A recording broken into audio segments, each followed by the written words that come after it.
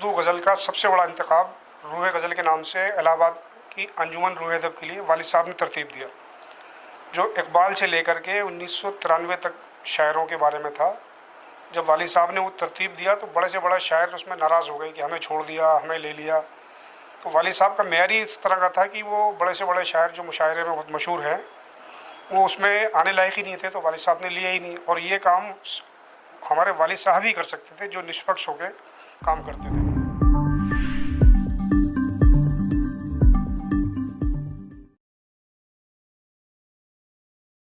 और मोहल्ले भर से करते हो हमारे कत्ल की साजिश, मोहल्ले भर से करते हो हमारे कत्ल की साजिश, दिए की लौ बुझाने के लिए आंधी लगाते हो।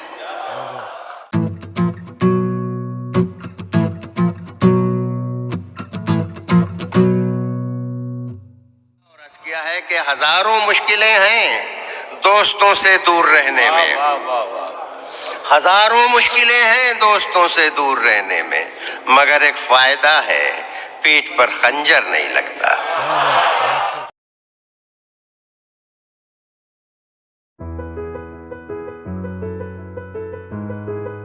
आप लोग देख रहे हैं ज़ियान न्यूज़ एक्सप्रेस। आज हम आपकी ऐसी अजीम और शान शख्सियत के बारे में बताने जा रहे हैं।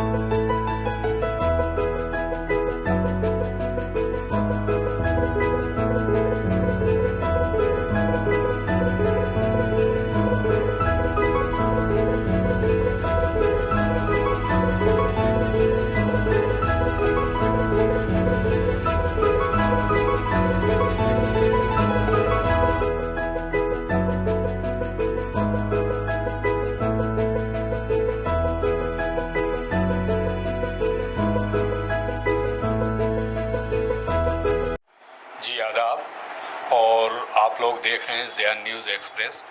आज हम ऐसी अजीम व शान हस्ती के बारे में बात करने जा रहे हैं। जी हाँ, अजीम व शान हस्ती जो मुज़फ़्फ़र हनफ़ी साहब के बारे में, जो आज वो हमारे बीच नहीं है, लेकिन उनकी यादें हमारे बीच में हैं, जो हम यहाँ आपको दिखा सकते हैं कि उनकी उर्दू की किताबें हैं जो उन्होंने लिखी हैं, उर्दू की शायरियाँ हैं, जो अजीम व शान शायर, सबसे बड़े शायर थे, जो शायरी के नाम से अपने पहचाने जाते थे। मैं आज वहाँ मुज़फ़्फ़र हनफ़ी साहब के बड़े साहबजादे जो यहाँ मेरे साथ मौजूद हैं, फ़िरोज़ हनफ़ी साहब, आज मैं इनसे मुलाकात करता हूँ और इनके हनफ़ी साहब के बारे में मैं ज़रा पूछने की कोशिश करता हूँ। सबसे पहले तो मैं ज़ियान न्यूज़ और आप सबका शुक्रिया अदा करता हूँ कि आपने हमारे घर पे आके वालिद साहब के बारे में कुछ मालूमात हासिल करने की कोशिश की। उसके लिए मैं दिल से आपका शुक्रिया अदा करता हूँ। ये काम जो आप कर रहे हैं, ये उर्दू एकेडमी, साहित्य एकेडमी और दिल्ली दूरदर्शन का था, जिनको करना चाहिए था, जिन्होंने नहीं किया। सबकी अपनी अपनी मसलियत होती है। खैर, तो मैं सबसे पहले ये पूछना चाहूँगा कि मुज़फ़्फ़र हनफ़ी साहब कहाँ के रहने वाले थे, पैदाइश कहाँ हुई और कहाँ से कहाँ तक पहुँचे? हम लोग बेसिकली फ़तेहपुर हसवा के रहने वाले हैं, लेकिन वालिद साहब की पैदाइश 1 अप्रैल 1936 को खंडवा मध्य प्रदेश में हुई थी, जहाँ हमारे दादा प्राइमरी टीचर थे स्कूल में। फिर उनके रिटायरमेंट के बाद वालिद साहब ने बहुत स्ट्रगल करी, एयरफोर्स में इंटरव्यू दिया, वहाँ सिलेक्शन नहीं हुआ उनका। लगे उस टाइम पार्टीशन का ज़माना था, पार्टीशन जस्ट हुआ था, तो एयरफोर्स वालों ने कहा कि आपको तो पाकिस्तान जाना चाहिए था, आप यहाँ कैसे आ गए। और स्ट्रगल करते हुए वालिद साहब ने बहुत मेहनत करी, फिर फॉरेस्ट डिपार्टमेंट में क्लर्क हो गए, वहीं पे अकाउंटेंट हुए, और 1971 में उन्होंने प्राइवेट भोपाल यूनिवर्सिटी से एमए किया, भोपाल यूनिवर्सिटी से एलएलबी किया उन्होंने पार्ट टाइम में, और 1974 में पीएचडी की उन्होंने शादारफी के ऊपर भोपाल यूनिवर्सिटी से। तो मैं आपसे ये पूछना चाहूँगा बीच में कि ये जो शायरी का शौक़ था ये कब पैदा हुआ? मैं यही बता रहा हूँ कि वालिद साहब ने पढ़ाई के साथ जब पढ़ाई कर रहे थे उससे पहले ही उनकी शायरी और उनकी किताबें अलीगढ़ मुस्लिम यूनिवर्सिटी में, जब वालिद साहब से बीए पास थे तो उनकी किताबें एमए में पढ़ाई जा रही थी अलीगढ़ यूनिवर्सिटी में। फिर 1974 में पीएचडी करने के बाद वो एनसीईआरटी में प्रोडक्शन ऑफिसर हो गए। यहाँ एनसीईआरटी में दिल्ली में 2 साल रहे वो प्रोडक्शन ऑफिसर। उसके बाद 1976 से जामिया मिल्लिया इस्लामिया के शोबे उर्दू में रीडर रहे वो, और जामिया मिल्लिया इस्लामिया का शोबे उर्दू जाना ही हमारे वालिद साहब के नाम पे जाता था। 1983 में वालिद साहब के ऊपर नागपुर यूनिवर्सिटी से पीएचडी हुई, जो कि हिंदुस्तान पाकिस्तान में फर्स्ट लिविंग राइटर थे जिनके ऊपर पीएचडी की गई। दूसरी पीएचडी मोहम्मद मुजीब साहब जो जामिया के वाइस चांसलर थे उनके ऊपर हुई, वो भी जामिया से ही हुई। जामिया का शोबा उर्दू सिर्फ वालिद साहब के नाम से या नारंग साहब के नाम से जाना जाता था। उसके बाद 1979 में कलकत्ता गवर्नमेंट ने उनको इकबाल चेयर के ऊपर फाइज किया, और वालिद साहब ने अपनी शर्तों के ऊपर कुछ शर्तें रख दी, जाना नहीं चाहते थे, तो गवर्नमेंट ने वो शर्तें भी मान ली। तो 1989 में वो कलकत्ता चले गए, और वहीं से 2001 में 5 साल का एक्सटेंशन के बाद रिटायर होकर के वापस दिल्ली में आए। वालिद साहब ने हमारे बहुत स्ट्रगल करी, और 1953 में उनकी पहली किताब छपी थी बच्चों के लिए, जब वो 19 साल के थे। आज की डेट में किताब छपना बहुत आसान है, लेकिन 1953-54 में किताब छपना बड़ा मुश्किल होता था, खासकर उर्दू किताबें छपना। 1954 में वालिद साहब के 5 इंग्लिश नावल ट्रांसलेशन होकर छपे थे, नसीम बुक डिपो लखनऊ ने शाये किए थे। और जदीद उर्दू शायरी का पहला शेरी मजमूआ हमारे वालिद साहब का ही, पानी की ज़ुबान जी। वालिद साहब को उर्दू गज़ल का सबसे बड़ा शायर हिंदुस्तान पाकिस्तान में माना जाता था। शहरियार, बशीर बद्र और जितने बड़े शायर, निदा फाजली वगैरह, ये वालिद साहब से हमारे बहुत मुतासिर थे और हर जगह उसका एतराफ़ भी करते थे। बड़े से बड़ा नक़ाद वालिद साहब की अहमियत से इनकार नहीं करता था, लेकिन वालिद साहब हमारे सच बोलने में और सामने मुँह फट कहने में माहिर थे, लोगों से कम मिलते थे, मेहनत करो इस पे ज़ोर देते थे। इसकी वजह से उनको बड़े इनामात, बड़े एजाज़ात नहीं मिले। बहुत सारे एजाज़ात उनके शागिर्दों ने ही रुकवा दिए। किसी शागिर्द को उन्होंने डांट दिया तो उसने उसका बदला वहाँ निकाला। उसका अंदाज़ा आप लगा सकते हैं कि वालिद साहब के इंतकाल पे हमारे उर्दू एकेडमी ने कोई जलसा तक नहीं किया। हमारी शिकायत ही यह है कि साहित्य एकेडमी को या उर्दू एकेडमी को या जामिया मिल्लिया को वालिद साहब के नाम पर कोई यादगार कायम करनी चाहिए। यहाँ लोकल लीडर दानिश, शेब दानिश, अमानतुल्लाह, ये सब हमारे बचपन के दोस्तों में से हैं, लेकिन इनको किसी को तौफीक नहीं हुई कि किसी रोड का नाम या गली का नाम वालिद साहब के नाम पे करते, क्योंकि इनको मतलब ही नहीं है। ये लोग जिस तरह के आदमी हैं या जिस तरह की नेतागिरी करते हैं, उनको अदब से कोई दिलचस्पी नहीं है, इसलिए हमें उनसे शिकायत भी नहीं है। हमारी शिकायत दिल्ली उर्दू एकेडमी से, जामिया मिल्लिया से, साहित्य एकेडमी से, नेशनल बुक ट्रस्ट से है कि उनको वालिद साहब के नाम पे कोई बड़ी यादगार कायम करनी चाहिए। वो आज नहीं तो कल करेंगे, करना पड़ेगा उनको। जिस तरह से इंतकाल के बाद वालिद साहब के ऊपर हमारे काम हो रहा है, बिहार उर्दू एकेडमी ने किया, मगरबी बंगाल उर्दू एकेडमी कर रही है, नागपुर से हो रहा है, बज़्म सदफ़ दोहा कतर बहुत बड़ा सेमिनार करने जा रहा है वालिद साहब के ऊपर। मैं खुद वालिद साहब के जो खतूत उनके नाम पे आए हुए हैं उनको तरतीब दे रहा हूँ। उसको छाटने में ही मुझे पसीने छूट गए। वालिद सी बात है कि इतने बड़े अजीम व शान शायर हमारे बीच नहीं हैं, तो उनके ये ख़त व किताबत इतने सारे अभी आपने दिखाए, तो इन्हें पसीने तो छूटने ही है इन्हें लाइन से लगाने में। वालिद साहब 1954 से लिख रहे थे, और 2020 में 10 अक्टूबर 2020 को जब उनका इंतकाल हुआ तो जब तक आखिरी दम तक वो लिखते पढ़ते रहे। इसके अलावा कोई शौक़ ही नहीं था उनका। साल में सिर्फ एक मुशायरा पढ़ते थे, इंडिया का या एक हिंदुस्तान से बाहर, 2 ही मुशायरों में जाते थे वो, या टीवी पे या जिस पे भी।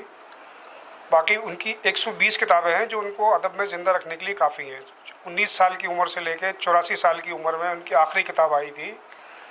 इतना उर्दू अदब में काम किया है कि जामिया मिल्लिया इस्लामिया के जितने उर्दू के प्रोफेसर या लेक्चरर, जितने रीडर हैं, उन सब का काम मिला के वालिद साहब के काम के बराबर कहीं से नहीं हो सकता। NCPUL की वज़ाती किताबियात जो 22 जिल्दों में मुश्तमिल है, वालिद साहब ने अकेले तैयार करी थी। ये इतना बड़ा काम है कि 1975 के बाद से लेकर 2000 तक उर्दू में जितनी किताबें छपी हैं उनको सबको कंपाइल करके उसके ऊपर वालिद साहब ने तनतनहा काम किया, अकेले काम किया। वो लोगों के लिए इंस्पिरेशन थे। नए शायर जितने हैं वो सब उनसे मुतासिर थे। दिल्ली से बाहर उनकी इतनी कदर है कि हमें फ़ोनों का अंदाज़ा, जितने फ़ोन उनके इंतकाल के बाद में आए या जितने लोगों ने ताज़ियत करी, उसी से हमें उनकी मकबूलियत का और अहमियत का अंदाज़ा लग रहा है। उर्दू में उन्होंने 120 किताबें लिखने के बाद अगर ये किसी और लैंग्वेज में उन्होंने लिखी होती तो उनको नोबेल प्राइज़ मिल जाता।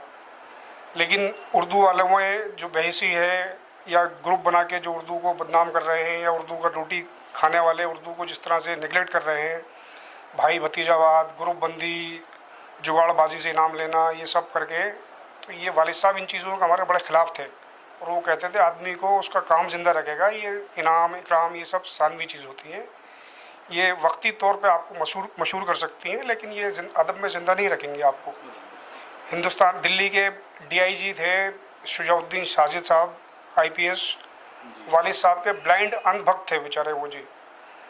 उनके इतने खतूत निकले हैं जिन खतूत में उन्होंने बड़े से बड़े शायर को, लेकिन आज के नए नए शायर जो हैं जिसको लिखना भी नहीं आता, बोलना भी नहीं आता, वो अपने आप को मीर और गालिब समझते हैं, पढ़ते ही नहीं कि कौन था कौन क्या था।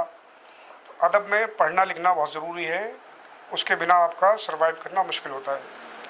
वालिद साहब की 120 किताबें, हर फील्ड में काम किया। शायर होते हैं वो सिर्फ शायरी करते हैं।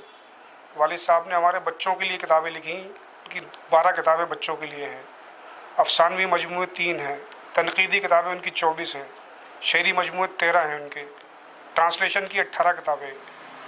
और आपकी नॉलेज के लिए बताऊं, मैं उर्दू गज़ल का सबसे बड़ा इंतखाब रूह गज़ल के नाम से इलाहाबाद की अंजुमन रूह अदब के लिए वालिद साहब ने तरतीब दिया, जो इकबाल से लेकर के 1993 तक शायरों के बारे में था। जब वालिद साहब ने वो तरतीब दिया तो बड़े से बड़ा शायर उसमें नाराज़ हो गए कि हमें छोड़ दिया, हमें ले लिया। तो वालिद साहब का मेयार ही इस तरह का था कि वो बड़े से बड़े शायर जो मुशायरे में बहुत मशहूर हैं वो उसमें आने लायक ही नहीं थे, तो वालिद साहब ने लिया ही नहीं। और ये काम हमारे वालिद साहब ही कर सकते थे जो निष्पक्ष होकर काम करते थे। मैं अभी आपने देखा जो उनके बड़े साहबजादे यहाँ फ़िरोज़ हनफी साहब मेरे साथ बैठे हैं, अभी उनसे हमने सारी मालूमात करी और आपने देखा वो अपने बड़े ईमानदारी और उस पर टिके रहते थे, बड़े सख्त मिजाज के थे, और जिसकी वजह से जो दूसरे लोग थे वो उनकी सख्त मिजाजी का फ़ायदा उठा के वो आगे पहुँचते रहे। वो उनके अवार्ड या जो भी उनको इनामात मिलने थे उनको कटवा के वो आगे पहुँचते रहे। और जहाँ तक है मैं जानता हूँ कि या उनके बारे में ये मैंने सुना है, तो वो एक अजीम शान हस्ती जो हमारे बीच में नहीं है, गुज़रे हैं, उनकी एक शायरी एक तूल पकड़ती थी वो बाहर मुल्कों तक। इसी के साथ मैं अहमद, कैमरा पर्सन अली के साथ, ज़िया न्यूज़ एक्सप्रेस, दिल्ली।